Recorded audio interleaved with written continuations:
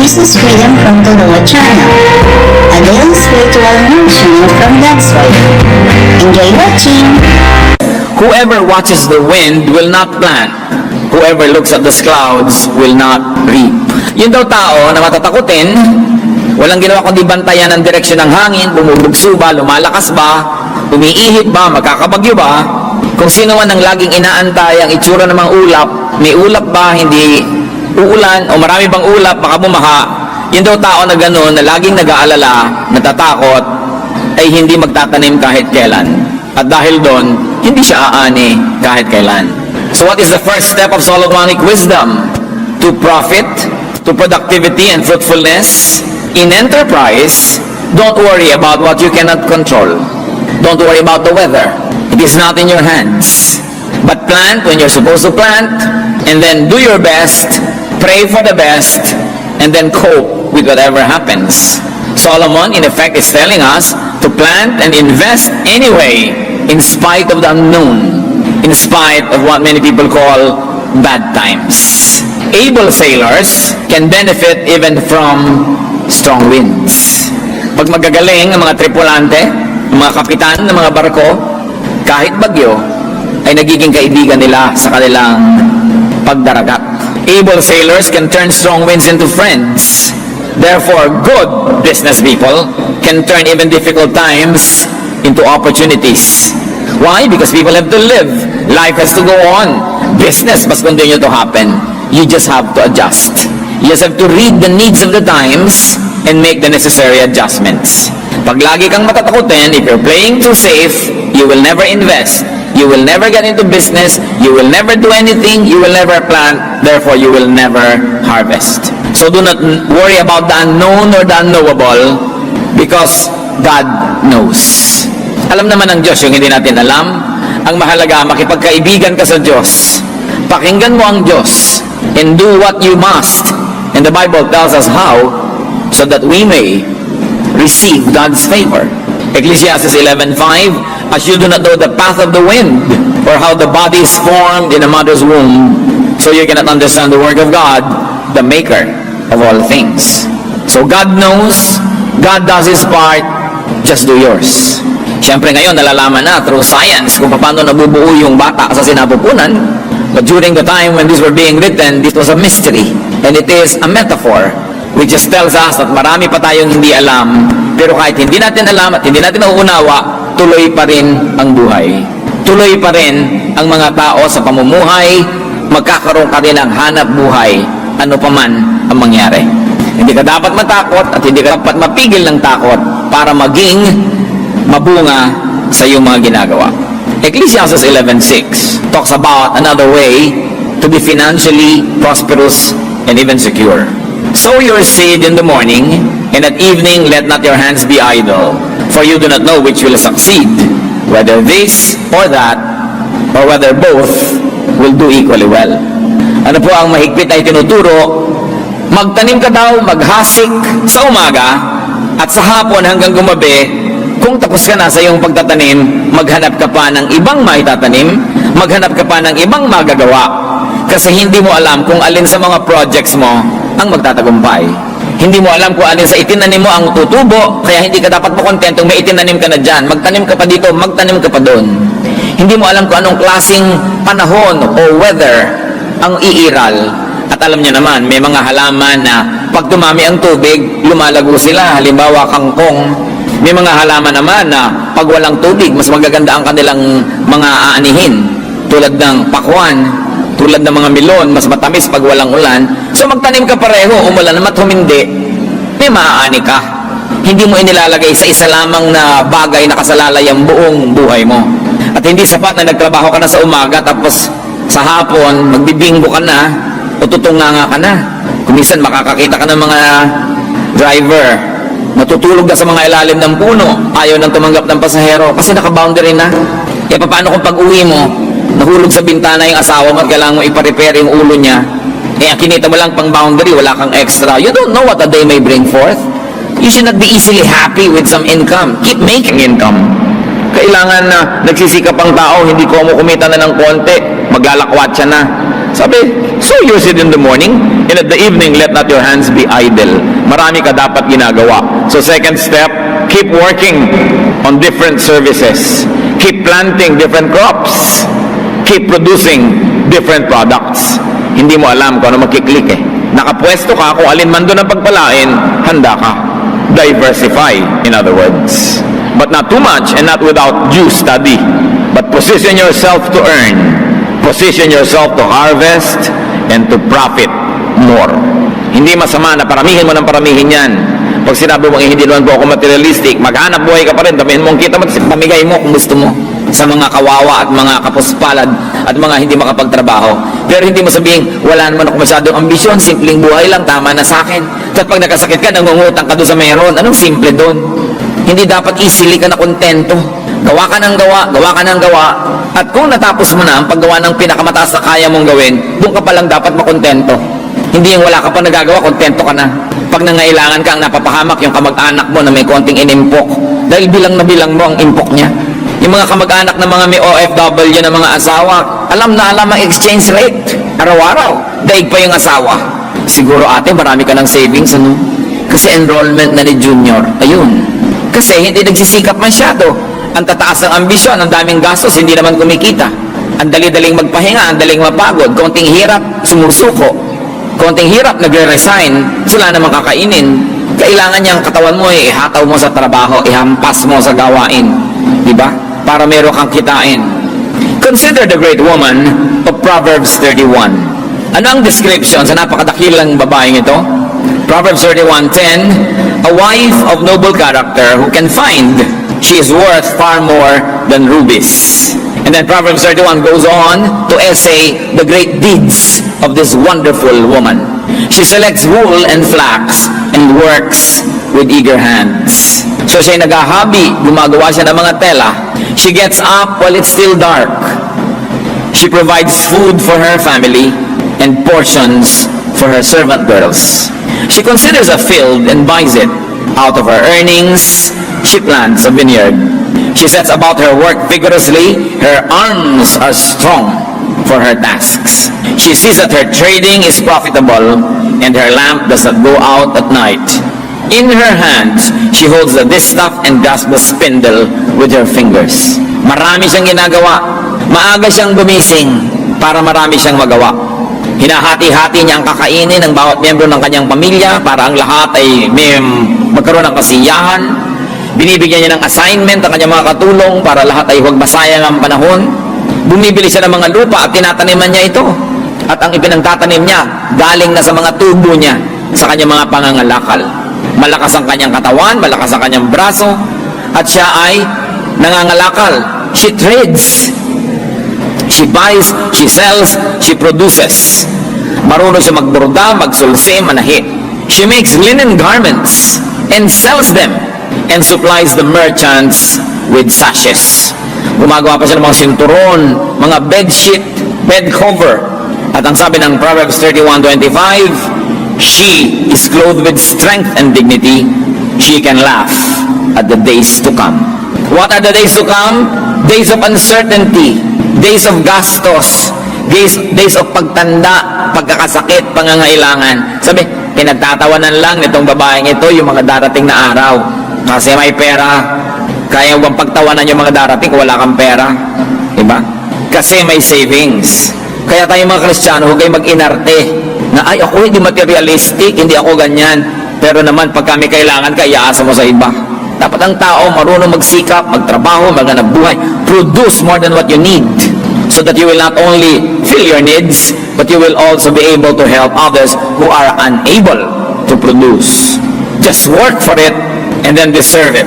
Sabi na Ecclesiastes 7:12, money is a shelter. Bible na yan. Kaya huwag nyo nang mamaliitin ng pera. Mahalaga talaga. Money is a shelter. In Ecclesiastes 10:19, money is the answer for everything. Alam niyo naman, money talks. And when it does, people listen. So, dapat gumagawa ka ng pera, ng maraming pera. Pero huwag naman sa pagiging sakim, sa pangaagaw, sa pandaraya. Kita niyo yung babae ng Proverbs 31, ang dami-dami perang ginagawa. Kasi masipag, mautak, marunong. No?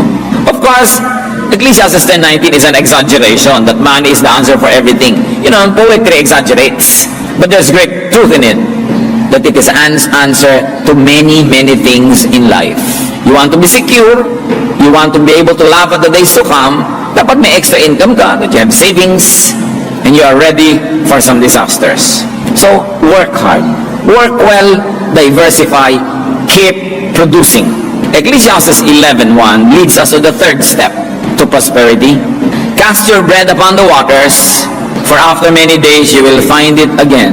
Pagka sinundan natin yung talinghaga, ipaghahagis mo daw yung tubig mo, yung tinapay mo sa maraming mga ilog, dagat at kung ano-ano, at balang araw magbabalikan din sa iyo lahat. Isang talinghaga nang ibig sabihin lamang, at kasulad ng verse 2 ng Ecclesiastes 11, give portions to 7, yes to 8, for you do not know what disaster may come upon the land. So it is telling us, be generous. Magbigay ka ng magbigay hanggang kaya mo kung kani-kanino. Hindi mo naman alam kung sino ang magsusukli. Hindi mo alam kung sino ang tatanaw. At kung dumating ang panahon, suklian ka naman. Pero ang sabi sa Biblia, pag nagtanim ka, aani ka. So damihan mong tanim, iba't ibang tao. Tumulong ka dito, kung kaya mo magpaaral ng ganun, paaralin mo. Kung kaya mong sagutin yung gastos ni ganun, sagutin mo. Ang investment, hindi lang yung inilalagay mo sa bangko, inilalagay mo sa stock market, o pinupuhunan mo sa negosyo. Yung kabutihang ginagawa mo din sa kapwa, kino-consider yan sa Bible na sound investment. Because someday, you will be rewarded. Kaya ang sabi, cast your bread upon the waters, for after many days, you will find it again. Give portions to 7, yes to 8. So sabi, magbigay ka sa marami, huwag lang sa isa. Sapagkat hindi mo alam kung sino dyan ang magiging blessing din sa'yo.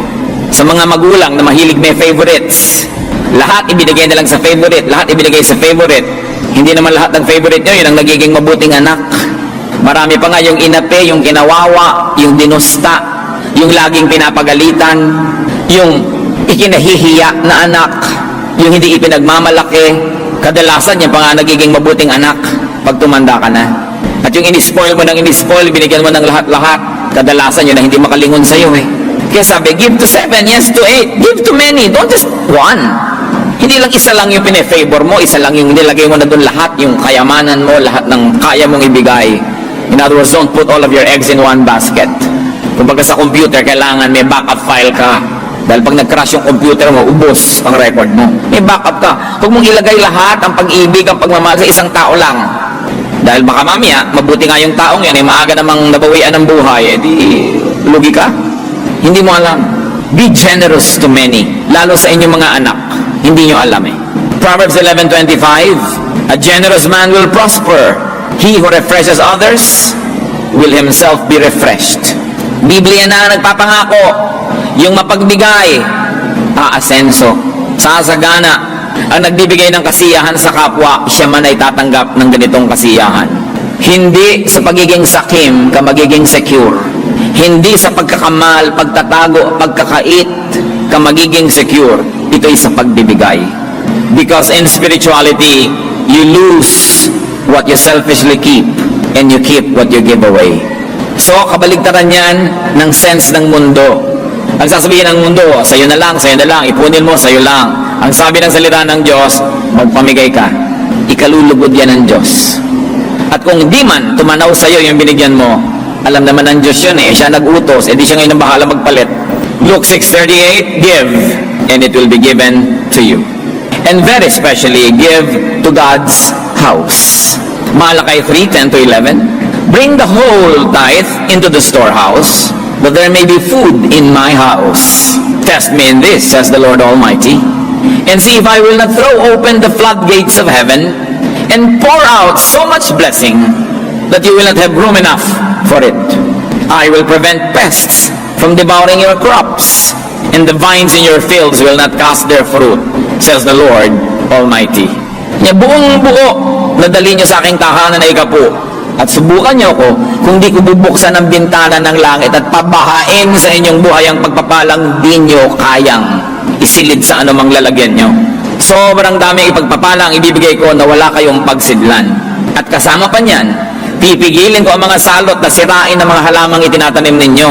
Ang mga bunga, mga buko na namumunga sa inyong mga bukid, hindi malalaglag bago maging hinog. Hindi inaasahan mo, harvest na next week, biglang bumagyo, nasira ang crop mo, nalaglag yung mga bulaklak, wala kang inani. Sabi, pipigilan ko yan, subukan nyo ako. At alam nyo, ang mga nakapagpatotoon nito, sila talagang adik mag-tithes. Dahil napapatunayan, totoo nga, totoo pala to. Napapatunayan nila. Alam nga naman mali ang Diyos. Alam nga naman kasinungalingan yung Malakay 3:10 and 11. Napapatunayan yan. At ang sinasabi, sa 11:12, share what you have with 7 or 8 with many people. Bakit daw? Because you do not know what disaster may strike. You do not know who would make it, who would be grateful. So spread the goodies. Isang napakalaking pagkakamali ng mga magulang to play favorites at itambak lahat ang magagandang bagay sa paborito nila at ma-deprive yung hindi nila paborito. Isang napakalaking pagkakamali ng mga magulang na api-apihin ng isang anak dahil yung isang anak na yon ay kulang sa kagandahan o kulang sa talino o kulang sa charm o dahil ang isang anak na yon ay hindi katulad ng lahat ng anak na kapitbahay nila dahil may anak silang kakaibang itsura, kakaibang ugali, kakaibang kilos, aapi-apihin na nila. Hindi nyo alam yung anak nyo na yan ang magkagabay sa inyo sa inyong pagtanda. Ang pinalaki pa nga sa layaw, ang sabi ni Balagtas, karaniway hubad. Sa bait at muni, sa hatol ay salat. Masaklap ang bunga ng maling paglingap, habag ng magulang sa irog na anak.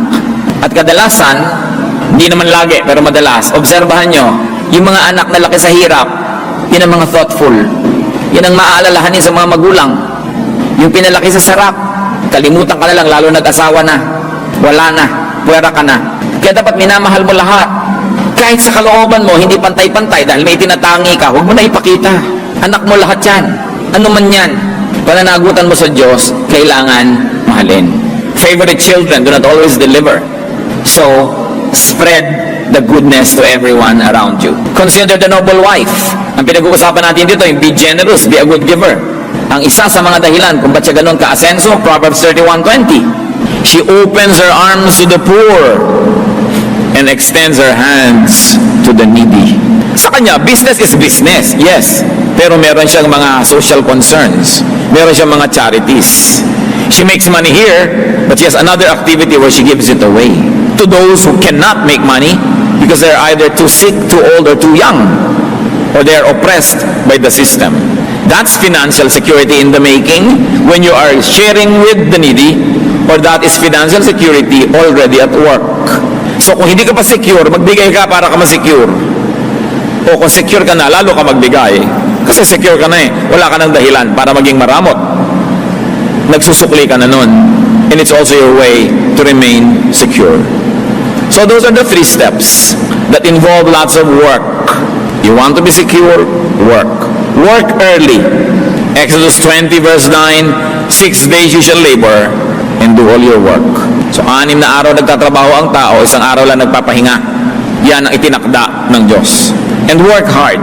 2 Thessalonians 3:10, for even when we were with you, we gave you this rule. If a man will not work, he shall not eat.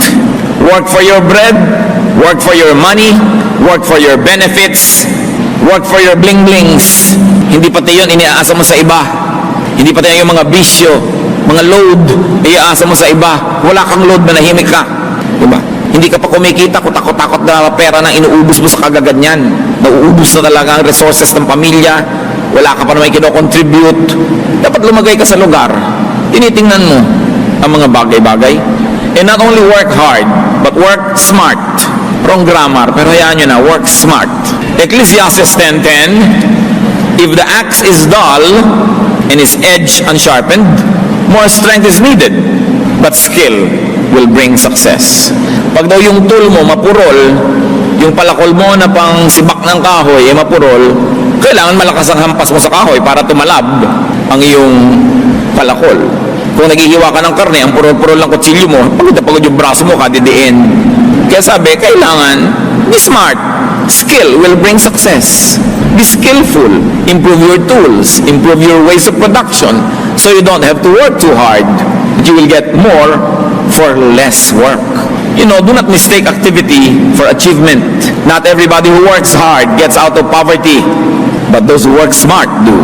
Hindi pandaraya ang ibig sabihin ng smart, hindi cutting corners, kundi style. Dapat meron ka diskarte sa buhay. Hindi sapat na mapagod. Hindi sapat na maligo sa pawis. Kasi kahit araw-araw naliligo ka sa pawis, ang nabibilad ka sa araw sa trabaho, hindi sapat para ka makahango sa hirap. Kailangan may diskarte ka, may game plan. Mag-isip-isip ka. That's why skill will bring success. And just to review, Solomon says, don't play it too safe. Wrong grammar na naman, but who cares? Sasabihin ng grammar teacher, don't play it too safely. Pero hindi man magandang pakinggan.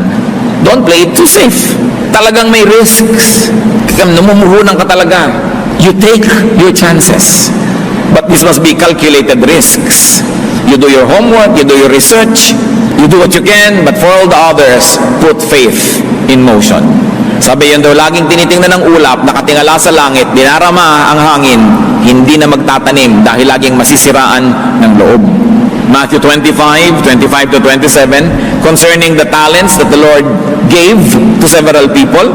May binigyan ng marami na parami, may binigyan ng moderate na parami in that way. Yung binigyan lang ng isa, played safe. Inilubog niya yung talent, yung pera sa lupa. Hindi niya ininvest, wala siyang nagawa. Matthew 25 to 27, so I was afraid and went out and hid your talent in the ground.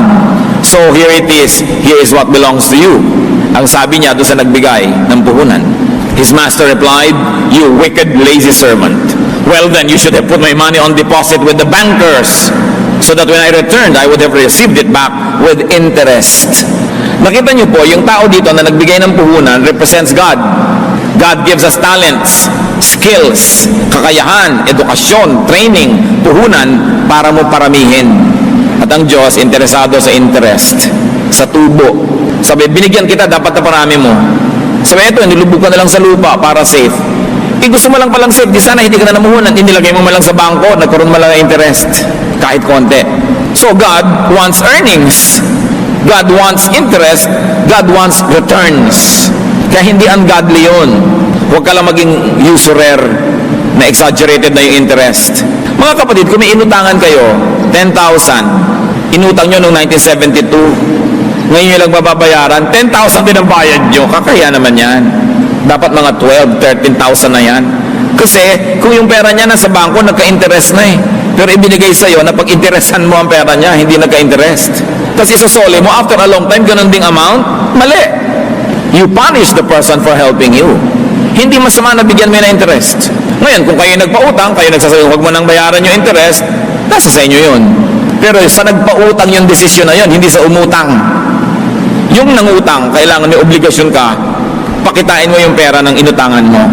Kasi hindi na yun ang halaga nun ngayon, na iba na. Bumaba na yung value ng pera. Kaya kailangan, bigyan mo naman ng gantimpala yung tumulong sa'yo nung panahon ng pangangailangan. What do we see of God here? That God is an investor. So should we. Kailangan tumutubo, kumikita, namumunga ang ating mga ginagawa. So have several investments, have several sources, and also have several beneficiaries. Hindi lang isa, marami. Sabi ko noon, give portions to 7 or to 8. Cast your bread upon the waters because it will come back to you. Why do you do that? Because you do not know which will work. So you work hard, and you become generous. The way to financial security. The world will tell you many things, but Solomon in all his wisdom gives us this guide. Diyos namin sa langit, nawa itong mga simpleng katotohanan na ito ay makakita ng application sa buhay namin araw-araw. Dalangin ko, Panginoon, ang mga anak mo ngayon dito, mga namumuhunan, bigyan mo ng karunungan kung alin ang pipiliin na paglalagyan ng investment, and after they have done their best, their study, their effort, i-bless mo, Panginoon, ang mga ginagawa ng mga anak mo rito, paramihin, pabungahin ang kanilang mga itinatanim. Ganon din ang ginagawa ng iba pa namin mga kapatid, ng mga namamasukan, iba't ibang uri ng hanap buhay. Pagpalain mo, Panginoon, at nang sa ganon, mamunga ang kanilang mga ginagawa. Pati ang katapatan nila sa mga employer, ang pagiging mabuting empleyado, pabungahin mo, Panginoon. Kung hindi ito nalalaman na appreciate ng mga decision makers, kayo po ang kumilos upang makarating sa mga dapat maratingan ng balita. Ang katapatan, kahusayan ng inyong mga anak na kuminsan ay hindi napapansin. At nawa, Panginoon, kayo rin ang magbibigay ng gantimpala sa lahat ng nagsisikap at gumagawa. Ituro nyo rin sa amin, Panginoon, to be generous, maging mapagbigay, to share blessings, and to be kind givers to people and to your church. At nawa, Panginoon, ang lahat na ito pag pinaglakip-lakip, ano man ang krisis na pag-usapan ng mundo, ano bang hirap ang mabalitaan namin, ang mga anak mo tumanggap ng iyong grasya. Undeserved gift. At nawa, Panginoon, sa pagsunod sa mga katuroan mo dito sa Biblia, matagpuan ng iyong mga anak na ang tunay na kasaganaan ay wala sa panahon, wala sa uso, wala sa kalakaran ng mundo, kundi nasa pabor mo. Na kung kami ay yung pinapaboran, walang imposible sa inyo. But we can receive blessings and comfort and fruits even in times of drought around us. Matagal na, maraming beses mo nang napatunayan ang iyong pagpapala, ang iyong pagtatangi sa iyong mga anak na sumusunod sa iyong katuruan. Ituro mo sa amin ngayon ang mga personal na hakbang para namin pakinabangan ng lubos ang mga walang pagbabagong katotohanan na ito. Mga kapatid, magbulay-bulay tayo sandali. Kung kayo masagana, pasalamat sa Diyos at patuloy nawang managana. At kung hindi naman, tingnan natin kung alin sa mga prinsipyong ito na ating pinagbulay-bulayan ang maaari ngayong ilapat sa ating mga buhay at nang magbukas ang pinto ng langit at ang napakaraming pagpapala ng Diyos dumaloy sa inyo ng ubod dami at na magbigay ito ng kasiyahan, kagalakan, katahimikan ng loob. Ama namin, sa sandali ng pananahimik, isa-isa mo po kaming kausapin at ituro mo sa amin yung daan tungo sa kasaganaan. At sa mga nananagana na Panginoon, salamat, ituro mo ang daan pa sa lalo pang pagsagana at lalo pang pagiging mabuting tagapag-ingat ng iyong mga pagpapala. Let's be silent before the Lord and ponder applications of these truths.